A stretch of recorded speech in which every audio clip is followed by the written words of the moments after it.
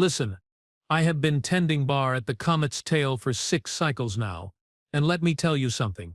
You have not seen trouble until you have seen a human walk through a door that specifically, explicitly, abundantly says, "No humans allowed" in 47 different languages, including theirs. My name is Vorth. I am a Keltorian, which means I have 4 arms, blue skin that shimmers under UV light, and exactly 0 patience for drama. The Comet's Tail sits on Station Helix 9, right at the intersection of 3 major trade routes. We get all kinds here: traders, smugglers, mercenaries, information brokers, and the occasional idiot looking for a quick way to die. But humans, we do not get humans. We do not want humans. We have rules about that. The sign outside is very clear: no humans. Period. End of discussion. Why, you ask? Well, because humans are, how do I put this delicately, completely insane. They do not follow normal behavioral patterns. They do not respect reasonable boundaries. They treat danger like it is a personal challenge. Every other species in this sector learned a long time ago that survival requires caution, calculation, and common sense. Humans apparently missed that memo. They are the only species that will look at a predator twice their size and think, "I bet I can fight that." So, we banned them. Simple solution. Problem solved. Or so I thought. It was a typical evening, 3rd rotation, moderate crowd. The usual suspects occupied their usual tables. In the far corner, a group of Thraxian merchants argued over shipping contracts. Near the bar, 2 Vauxhall pilots compared scars and lied about their combat records. A Norlian data trader sat alone, 7 eyes glued to multiple screens, tentacles typing faster than I could pour drinks. Background music hummed at a reasonable volume. The air smelled like a combination of alcohol, ozone, and the faint metallic tang that comes from recycled station atmosphere. Everything was fine. Everything was normal. Everything was exactly how I liked it. Then the door opened, and my 3rd worst nightmare walked in. He was human, obviously. Bipedal, forward-facing eyes, that disturbing amount of visible skin. He stood maybe 6 feet tall, which is average for his species, but still shorter than most of my clientele. Dark hair, cropped short, wearing what looked like a battered leather jacket over some kind of gray shirt, pants that had seen better days, and boots that had definitely kicked their share of things. He had a scar running along his left jaw, and his right hand rested casually near a holster on his hip. The entire bar went silent. I am talking complete, absolute, suffocating silence. Even the Thraxians stopped arguing, which never happens. The human looked around, totally calm, like he had not just walked into an establishment that banned his entire species. His eyes, which were an unsettling shade of brown, scanned the room methodically. Then he smiled. Actually smiled. Like this was funny to him. He walked up to my bar. His boots made deliberate sounds on the metal floor. Click, click, click. Each step measured. Each step confident. He moved like someone who knew exactly what he was doing and did not care about the consequences. "I have 4 arms. I crossed all of them." "Can you not read?" I asked, keeping my voice level. "Professional. Because I am a professional, even when dealing with species that clearly have a death wish." The human tilted his head slightly. "I can read just fine. Thanks." His voice was rough, like gravel being mixed with broken glass. There was an accent there, something from one of Earth's northern continents. He spoke universal common without a translator, which meant he had taken the time to actually learn it. That is rare among humans. Most of them just rely on tech. "Then you saw the sign," I continued. "No humans allowed. It is very clear. 14 different fonts. Holographic display. Audio warning in 47 languages." "I saw it," he said, still smiling. He leaned against my bar, casual as anything. "Nice sign. Very thorough. Must have cost a fortune." I stared at him. He stared back. Behind him I could see every patron in the bar watching this exchange. Some had reached for weapons. Others had tensed, ready to run. The smart ones had started moving toward the exits. "So you saw the sign, you understood the sign, and you decided to ignore the sign," I said slowly, spelling it out like I was talking to a juvenile. "That is what you are telling me right now." "Pretty much, yeah," the human agreed. He was still leaning on my bar. Still smiling, like we were old friends having a pleasant conversation about the weather. You know what? I was impressed, terrified, annoyed, and already calculating how much damage control I would need to do, but also genuinely impressed. It takes a special kind of stupid to be this confident in a room full of armed aliens who explicitly do not want you there. You need to leave, I told him, uncrossing one arm to point at the door. Now, before this becomes a situation. Already is a situation, friend, the human said. He was not looking at me anymore. His eyes had shifted to something behind me, focused and sharp, which is exactly why I am here. That was when I noticed two things happening simultaneously. First, 3 Krellian enforcers, massive reptilian thugs who worked for one of the local crime syndicates, had stood up from a table near the back. They were all staring at the human with expressions that promised violence. Second, the human's hand had moved slightly closer to his holster. Oh no. Oh no. No, no. Listen, I said quickly, leaning forward and dropping my voice. I do not know what business you have here, and I do not want to know. But you need to understand something. Those 3 back there, they will tear you apart, literally. Hellions do not just kill you, they make an example out of you. And station security will not care because you are human and you are not supposed to be here in the first place. The human finally looked at me again. That smile had faded, replaced by something colder. I know who they are. I know what they do. That is why I am here. Before I could respond, before I could even process what he had just said, one of the Krellians spoke up. His voice boomed across the bar, deep and threatening. Human, he bellowed. You are not welcome here. Leave now or we remove you. The bar had gone from silent to frozen. Nobody moved. Nobody breathed. This was the moment. This was where the human would either run, which would be smart, or do something spectacularly stupid. He did something spectacularly stupid. He turned around, fully facing the 3 Krellians, and spread his arms wide. Remove me. That is adorable. Which one of you wants to try first? I am not ashamed to admit that I ducked behind my bar at that point. I have seen Krellians fight.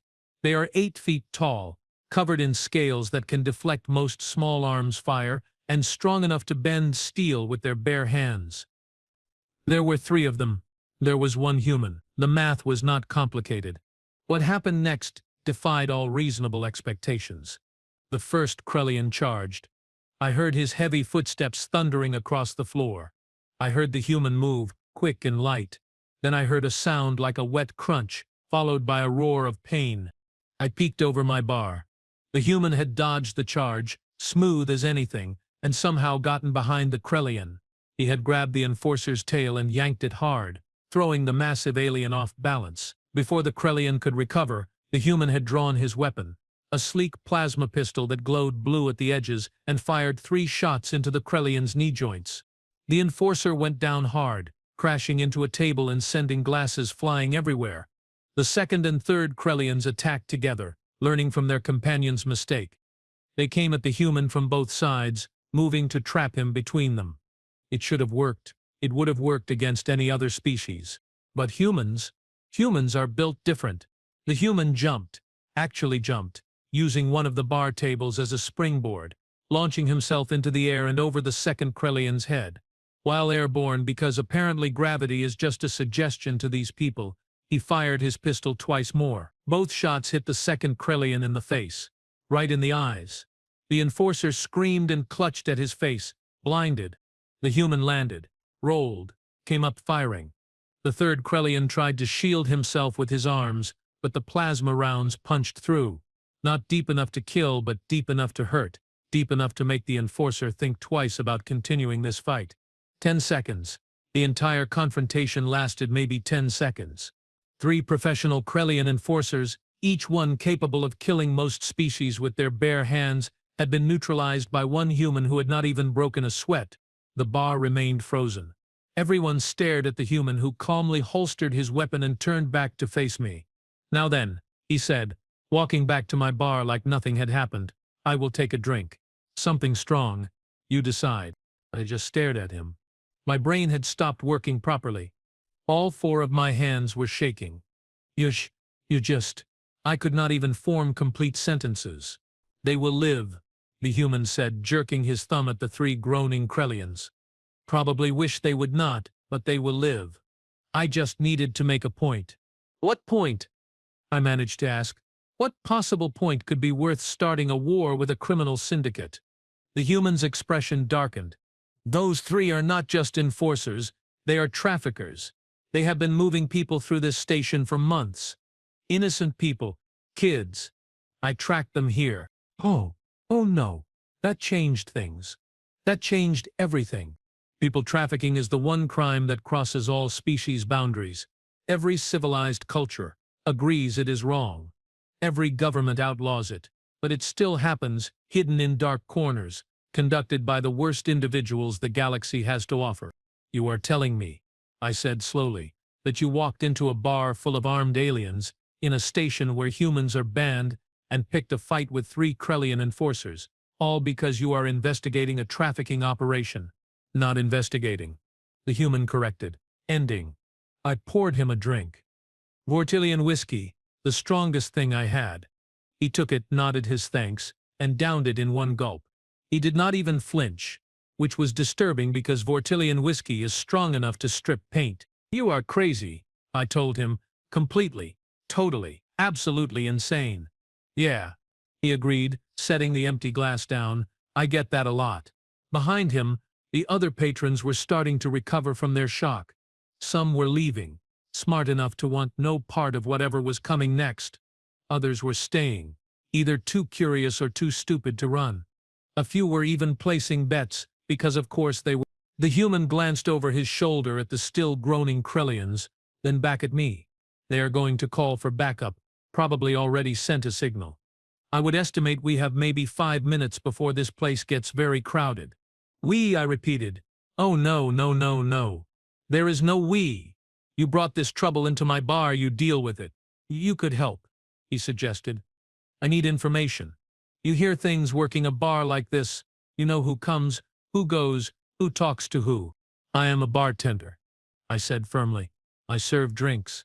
I clean glasses. I do not get involved in whatever this is. The human studied me for a moment. Those brown eyes seemed to look right through me, weighing and measuring. Fair enough, he finally said. But when those backup enforcers arrive, they are going to ask questions. They are going to want to know how their friends ended up on the floor, and they are going to be angry. He was right, of course. I was already implicated just by being here. The moment this human walked through my door, I had become part of this mess whether I wanted to be or not. I hate humans, I muttered, reaching under the bar for my own weapon. I hate them so much. The human actually laughed. Everybody does. Friend, everybody does. Station alarms started blaring. Red lights flashed along the walls. An automated voice announced something about a security incident in Section 7. That was us, and advised everyone to remain calm and stay in place. Nobody stayed in place. Half the bar emptied in seconds, patrons scrambling for exits. The ones who remained were either too drunk to move fast or too invested in seeing how this played out. You have a back way out of here, the human asked, casual as anything, like we were discussing renovation plans instead of imminent violence. Of course I have a back way out, I snapped. Building codes require it, but it leads to the lower maintenance levels, which are controlled by the same syndicate these 3 work for. Perfect, the human said, which was absolutely not the correct response to that information. Perfect? I repeated. How is that perfect? Because that is where they will be keeping the people they took down in the maintenance levels, away from security patrols, easy to move cargo in and out without being noticed. He checked his pistol's charge. Still at 70%. You are going to show me how to get there. I absolutely am not. The human looked at me again. This time his expression was different. Serious. How many people use this bar every cycle?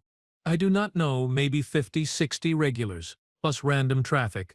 I trailed off. Why?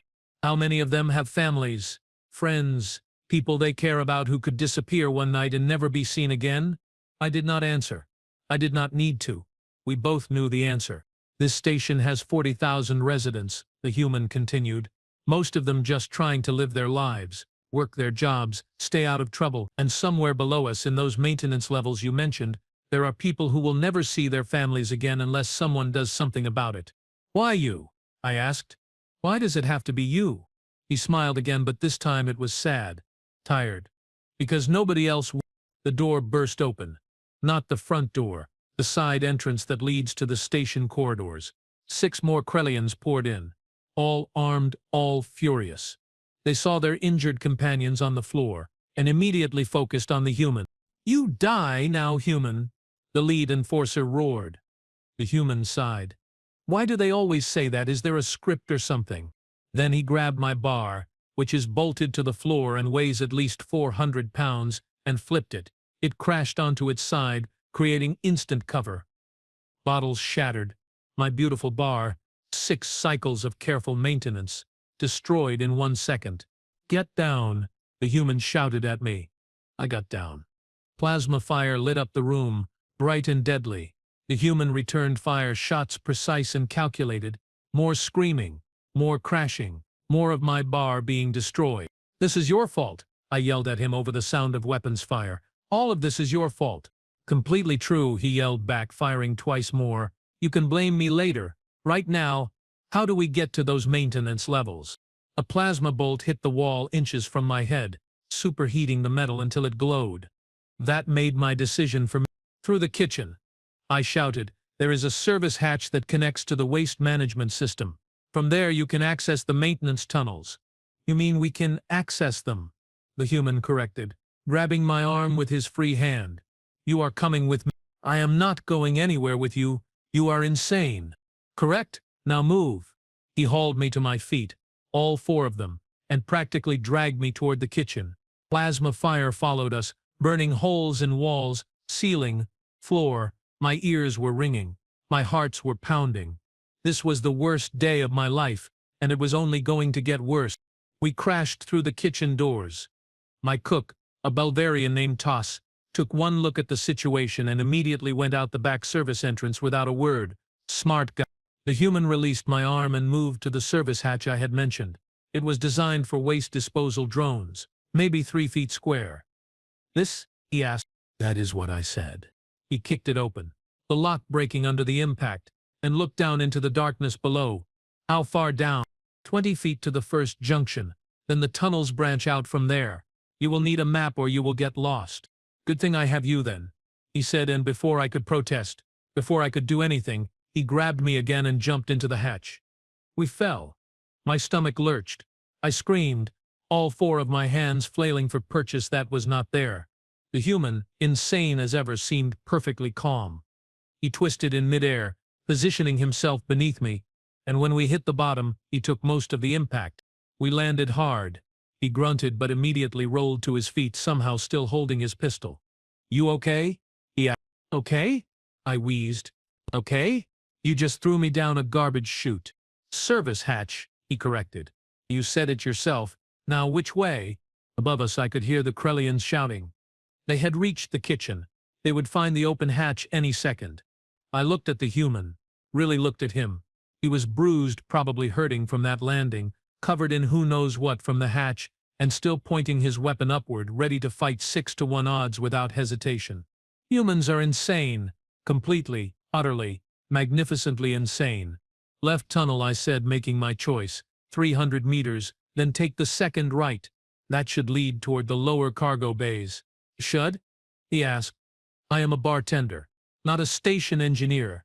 That is the best I can give you." He grinned. Actually grinned. "Good enough. Let's go."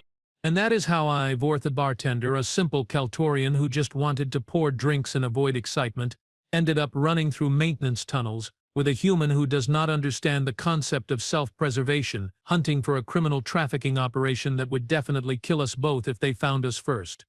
My bar was destroyed. My peaceful life was over. And the worst part, I was starting to think the human might be right. The maintenance tunnels of Station Helix 9 are not designed for comfort. They are narrow, dark, and smell like a combination of recycled air filters, leaked coolant, and regret. Pipes line the walls, hissing occasionally with steam or fluid that I really hope is just water. The floor is metal grating that clangs with every step, announcing our presence to anyone within 100 meters. Perfect for sneaking around. Absolutely perfect. The human moved ahead of me, weapon raised, checking corners like he had done this 1,000 times before. Probably had. His boots made surprisingly little noise despite the metal grating. Meanwhile, my forefeet sounded like a percussion section having a breakdown. "Can you be quieter?" he whispered back at me. "I have 4 feet," I hissed, "and I am a bartender. Stealth was not part of my training." "What training?" "You pour drinks." "Exactly, I pour drinks. I do not infiltrate criminal operations. That is the point I have been trying to make." He held up a hand, signaling me to stop. I froze. Ahead of us, voices echoed through the tunnels. Rough, guttural, speaking in Krellian dialect. The human pressed himself against the wall, and I did the same, trying to make my blue shimmering skin somehow less visible in the dim lighting. 2 Krellian guards walked past the intersection ahead of us. They were armed with heavy rifles, the kind that could punch through bulkheads. They were talking about a shipment, something arriving tomorrow, coordinates that needed updating. The human waited until they passed, then turned to me. "How many more guards would you estimate?" "How would I know?" I whispered back. "Do I look like I work for a criminal syndicate? You run a bar on a station where criminals operate openly. You must have some idea." He had a point, annoying but accurate. "If they are keeping people down here, at least a dozen guards minimum, probably more. They will have them in one of the old cargo bays, the ones that failed inspection and got sealed off." "Failed inspection? How? Life support issues, structural weaknesses, that sort of thing? The station authorities sealed them rather than paying for repairs. But if you do not care about long-term safety, they still work fine for short-term storage." The human's jaw tightened. "Storage? You mean people?" "I mean, that is what they call it," I said quietly. "I am not defending it." We moved forward again, following the corridor deeper into the station's lower levels. The temperature dropped as we went. My breath started forming small clouds. The human seemed unaffected, which made sense. Humans evolved on an ant with wildly varying temperatures. They are adaptable in ways most species are not. What is your name? I asked, partly because I was curious and partly because if I was going to die in these tunnels, I wanted to know who I was dying with. He glanced back at me. "Marcus. Marcus Reeves." "Well, Marcus Reeves, I am Vorth, and I just want it on record that this is the worst idea I have ever been part of." "Noted," Marcus said. Then he smiled slightly. "But you are still here. Because you dragged me down a garbage chute, service hatch." "Same thing." We reached another junction. This one had signs, faded but still readable. Cargo Bay 7, Cargo Bay 8, Cargo Bay 9, all marked with red warning symbols indicating they were sealed and off-limits. Marcus studied the signs. "Which one?" I thought about it. "Bay 8. It is the largest, and it is furthest from the main security corridors. If I were hiding illegal activity, that is where I would put it. Good instincts for a bartender. I pay attention. It is part of the job. People talk when they drink, and I listen." We took the corridor toward Bay 8. The air got colder. The pipes along the walls were covered in frost. My skin stopped shimmering, which happens to Kaltorians in low temperatures. "We basically go into a lower energy state to conserve heat," Marcus noticed. "You going to be okay?" "I will survive. Kaltorians can handle cold. We just do not like it." "Nobody likes it," he agreed. The corridor ended at a sealed door, or rather a door that was supposed to be sealed. Someone had bypassed the lock, leaving it functional. Marcus examined it carefully, looking for traps or alarms. "They got sloppy," he muttered. "Too confident. Or they have enough guards inside that they do not care about external security." That too. He tested the door controls. They worked. The door slid open with a hiss of equalizing pressure. Beyond it, Cargo Bay 8 stretched out, massive and dark. Emergency lighting provided minimal visibility, just enough to see shapes and shadows. And cages. Dozens of cages, arranged in rows. My stomach turned. I have seen a lot in my 6 cycles tending bar, but this was something else entirely. This was organized cruelty. This was people treating other people like products, like things to be bought and sold. Marcus moved into the bay, staying low, using the cargo containers for cover. I followed, trying not to look too closely at the cages, trying not to think about who might be inside them. Then I heard it, quiet sobbing, a child's voice trying to stay silent and failing. Marcus heard it too. His entire posture changed, going from cautious to dangerous in an instant. His grip on his weapon tightened.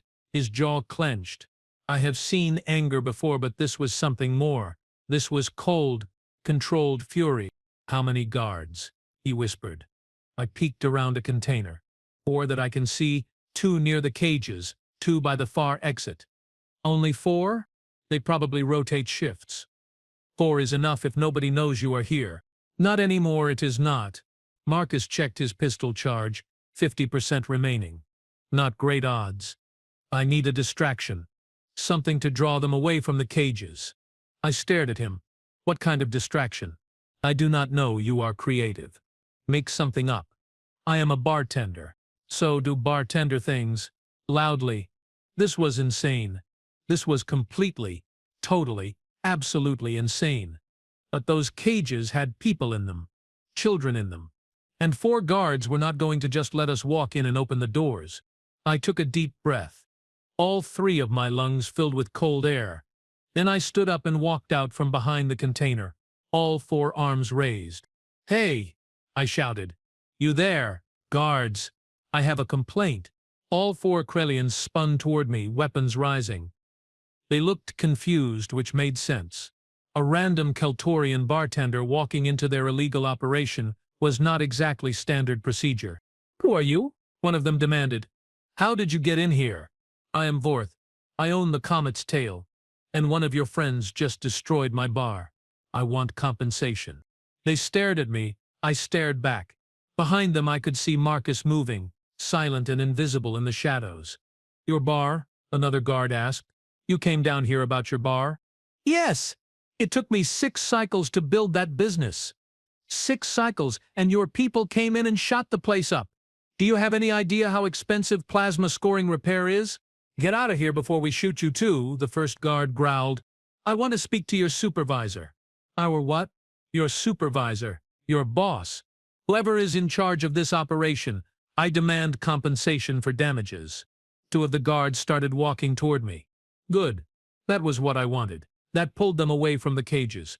Marcus was already at the first cage, working on the lock with some kind of tool. "Last warning," one of the approaching guards said. "Leave now or we kill you." "Fine," I shouted. "But I am filing a complaint with station management. And I am leaving a very bad review. 1 star. Maybe 2 if I am feeling generous." The guards looked at each other, clearly trying to figure out if I was serious or just insane. Probably both. That was when Marcus made his move. He came out of the shadows like something from a nightmare. His first shot took down the guard nearest the cages, a clean headshot that dropped the Krellian instantly. His second and third shots hit the other guard near the cages, center mass, punching through armor and scales. The 2 guards approaching me spun around, trying to bring their weapons to bear, too slow. Marcus was already moving, diving behind a cargo container as return fire lit up the bay. Plasma bolts hit metal, superheating it, sending sparks flying. I dropped to the floor, all 4 arms covering my head. "This is why I poured drinks," I screamed. Marcus returned fire, calculated shots that kept the guards pinned. But his pistol was running low on charge, maybe 20% left. 2 guards remaining, both with full rifles and heavy armor. He was going to lose. We were going to die down here in a freezing cargo bay, surrounded by people we had tried to save. Then someone else joined the fight. A figure emerged from the shadows behind the guards. Tall, feminine, wearing a tactical suit that blended with the darkness.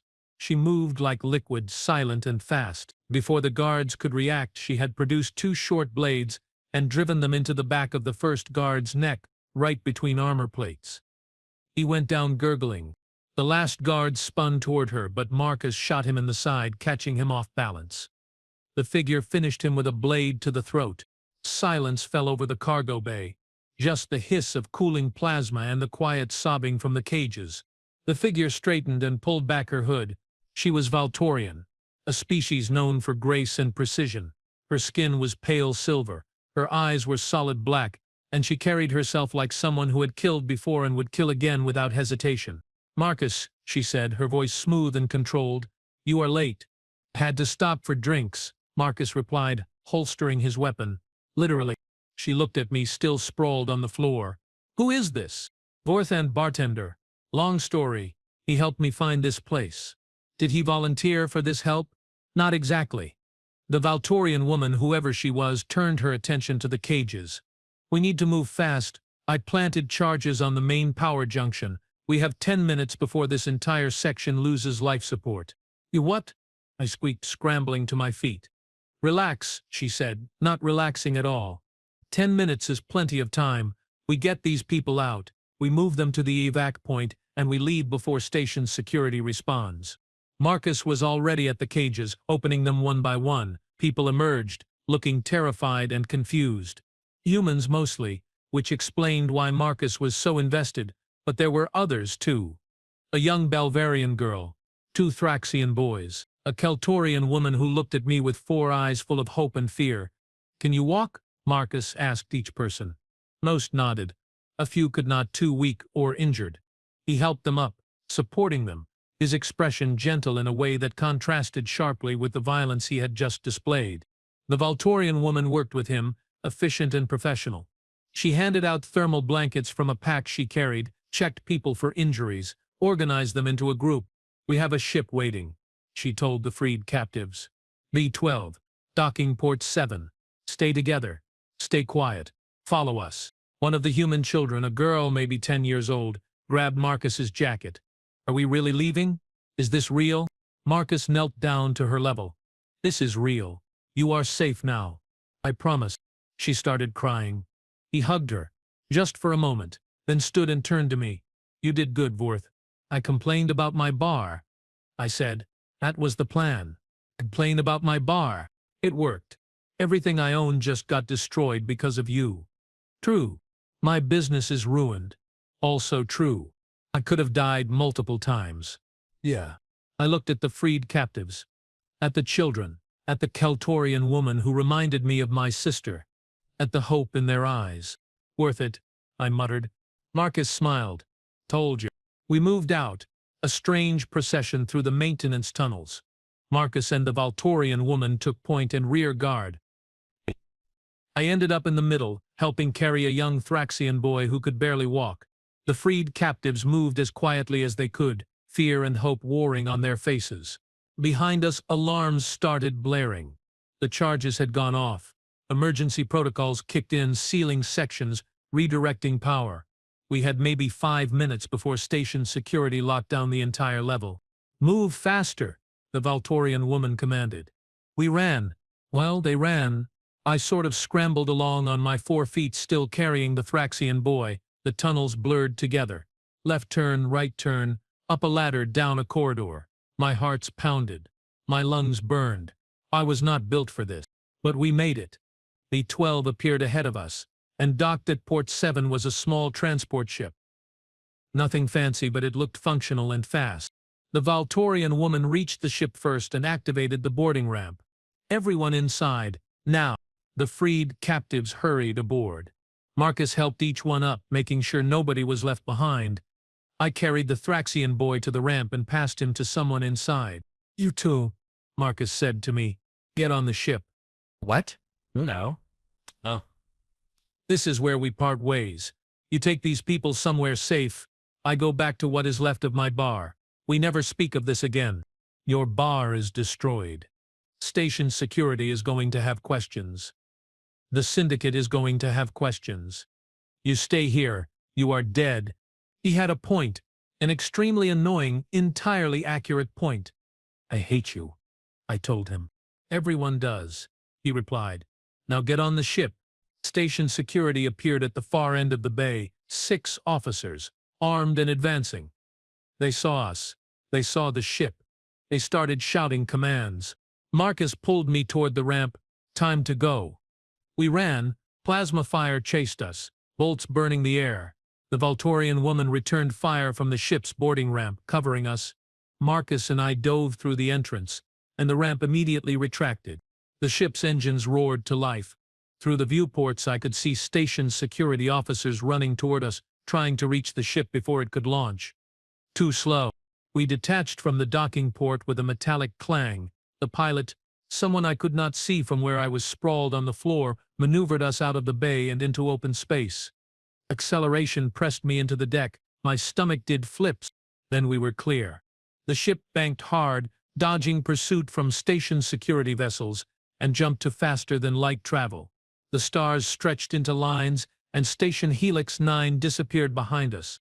I lay on the floor, all four arms spread out, trying to catch my breath. Around me, freed captives huddled together, holding each other, crying with relief. The young human girl Marcus had hugged sat nearby, wrapped in a thermal blanket, watching me with wide eyes. Marcus dropped down next to me. He looked tired. Actually tired. Like the adrenaline had finally worn off, and reality was setting in. "You okay?" he asked. "Define okay." I wheezed. "I just lost my business, my home, and possibly my entire future. But I am alive. So, okay in the technical sense. We will figure something out." "We?" There is that word again. The Volturian woman approached, holstering her weapons. "Marcus, we need to talk about your methods. Walking into a hostile bar alone, starting a firefight, destroying civilian property. That is not protocol. Protocol does not save lives fast enough," Marcus replied. "We got them out. That is what matters." She sighed. "I am not arguing with results. But next time maybe bring backup before starting a war."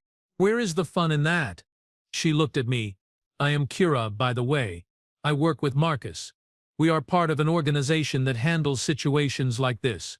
Trafficking, smuggling, the kind of crimes that cross species boundaries and fall through legal cracks." "An organization," I repeated.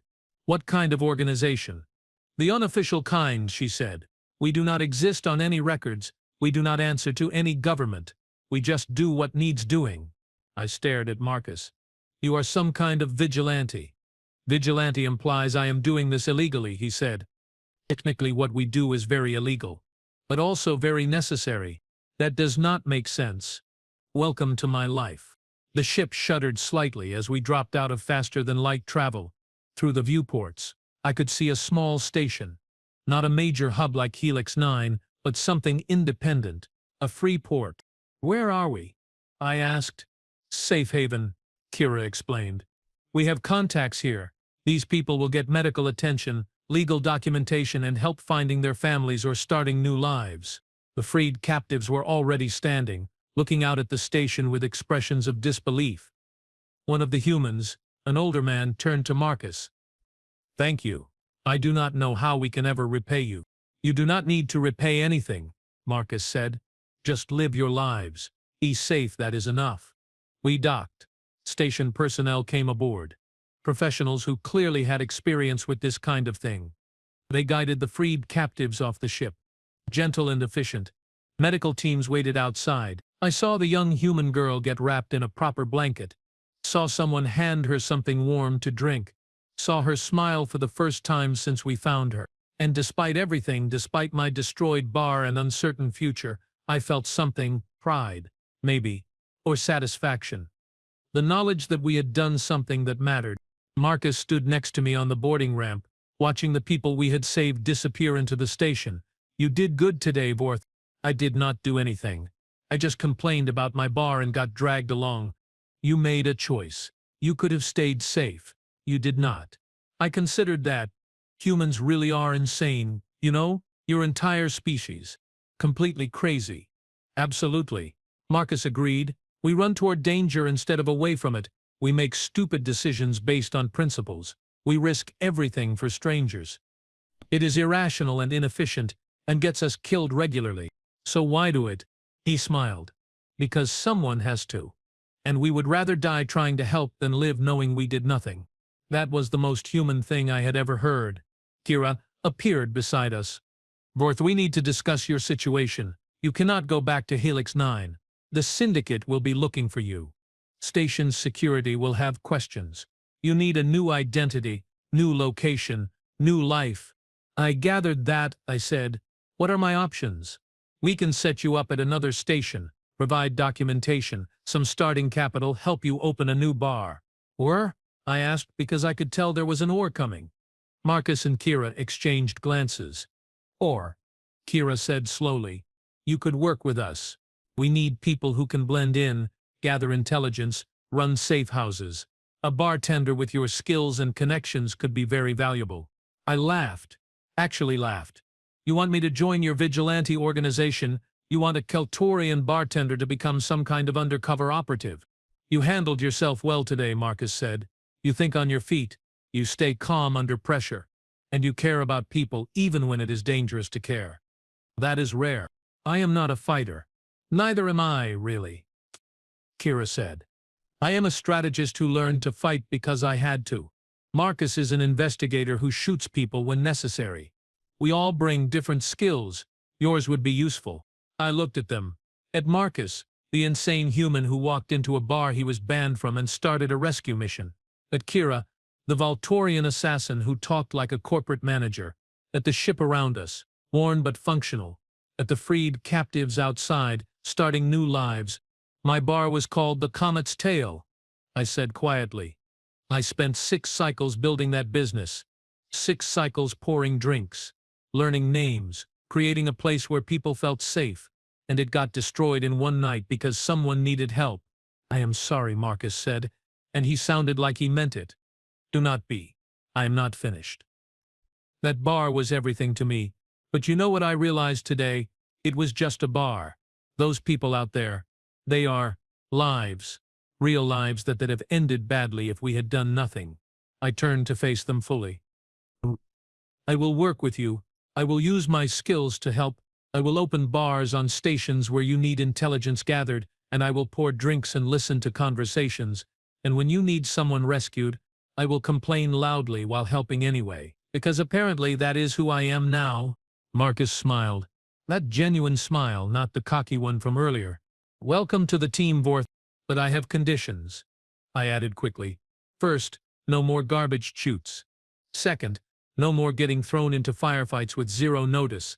And third, my new bar, wherever it ends up, gets proper security. The good kind, with multiple exits. Deal, Kira said, extending her hand. I shook it, all 4 of my hands shaking her one hand, which looked ridiculous but felt right. So, I said, what happens now? Now? Marcus looked out at the station. Now we rest, debrief, process what happened, and then we start looking for the next operation that needs stopping. How many more operations are there? Too many, he admitted. The galaxy is big. People are cruel. There is always something that needs fixing. And you really think we can make a difference? He looked at me with those unsettling brown eyes. We already did. He was right. We had saved lives today. Real people with real futures. It was not going to fix everything. It was not going to stop all the criminals or right all the wrongs. But it was something. It was more than nothing. And sometimes, more than nothing is enough. 6 cycles I spent building a bar. 6 cycles creating a safe space for strangers. Now I would do the same thing, just with higher stakes and more guns involved. Humans are insane. Completely. Totally. Absolutely insane. And apparently so am I. Because when Marcus asked if I was ready for the next mission, I heard myself say yes. We walked off the ship together. Marcus, Kira, and me. The bartender who became whatever this was. Behind us, the freed captives were getting medical care, getting food, getting hope. Ahead of us, somewhere in the vast galaxy, more people needed help that nobody else would provide. My bar was destroyed. My old life was over. My peaceful existence was finished. But I had a new purpose, a new team, and a human who would probably get me killed eventually, but who had already shown me something important. That being safe is not the same as being alive. That comfort is not the same as meaning. That sometimes the right choice is the stupid choice. I looked at Marcus. Next time we do this, I am bringing better shoes. These boots are terrible for running. He laughed. Next time we do this, I will teach you how to shoot properly. You might need it. I am a bartender. You keep saying that, Kira noted, but you are more than that now. She was right. I was more than that now. I was Vorth, former bartender, current vigilante, professional complainer, survivor of the worst day that somehow became the best day of my life. The station stretched out before us. Somewhere out there, in the vast darkness of space, more operations ran, more people suffered, more criminals thought they were untouchable. They were wrong, because now they had us. A human who did not understand the word impossible, a Valtorian who made death look graceful, and a Keltorian with 4 arms and absolutely no idea what he was doing but willing to try anyway. They said no humans allowed. Marcus made an exception, and somehow, against all reasonable expectations, it worked. It actually worked. And that terrified me almost as much as it thrilled me. But I was ready. For the next mission. For the next impossible task. For whatever insane plan Marcus came up with next. Because someone has to help. Someone has to care. Someone has to be stupid enough to try. Might as well be us.